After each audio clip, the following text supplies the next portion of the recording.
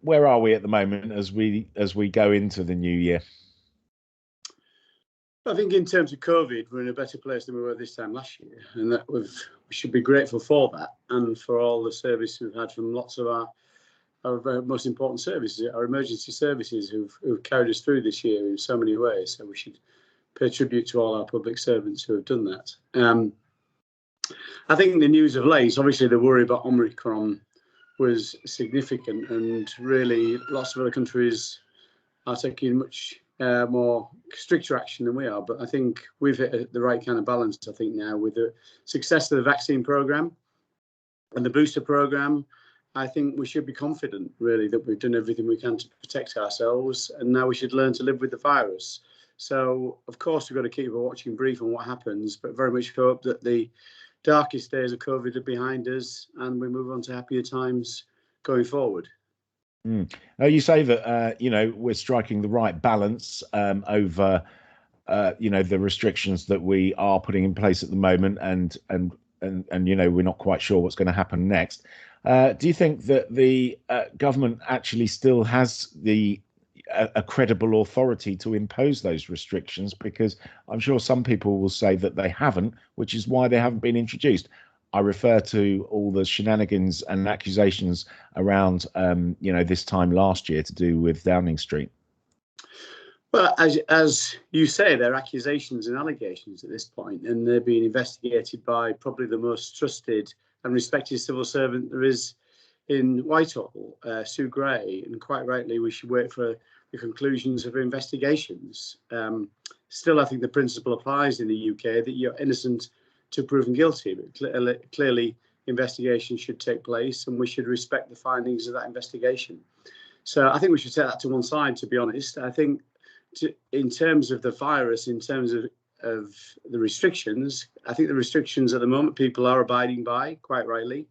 I think, because they want to protect each other, protect themselves, but also they want to protect each other, not least our most vulnerable citizens, our elderly relatives. So I think people generally see the sense behind those restrictions.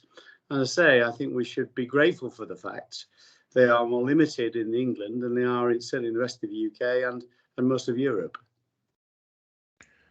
Limited in terms of fewer restrictions, more lenient.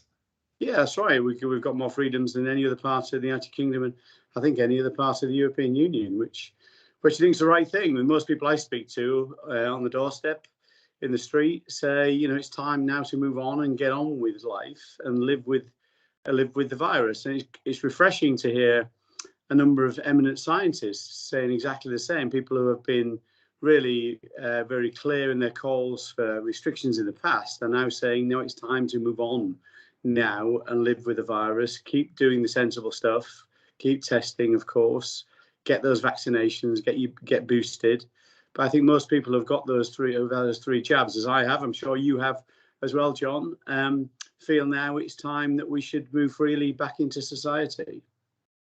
Okay, so what is your New Year's message to the residents of your constituency as we go into what is effectively the third calendar year of coronavirus?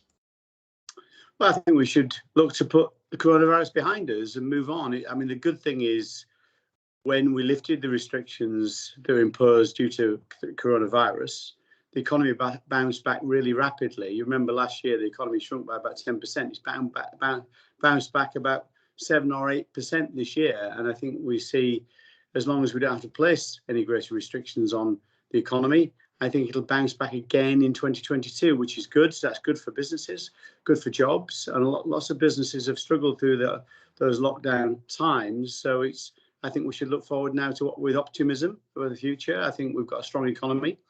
But also a really strong opportunity in terms of levelling up this country. The country's been firing on only one or two cylinders in the last few decades due to the underinvestment we've seen, particularly in the north of England and the Midlands.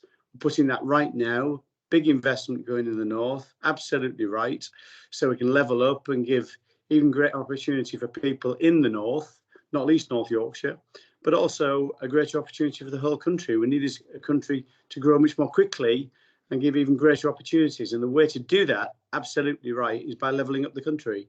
And I think that's, we're taking those first steps down a long road, but I'm really pleased that we are. This is an historic commitment in terms of the amount of money that's going into the north, quite rightly, which really will improve fortunes of people in the north for many decades to come.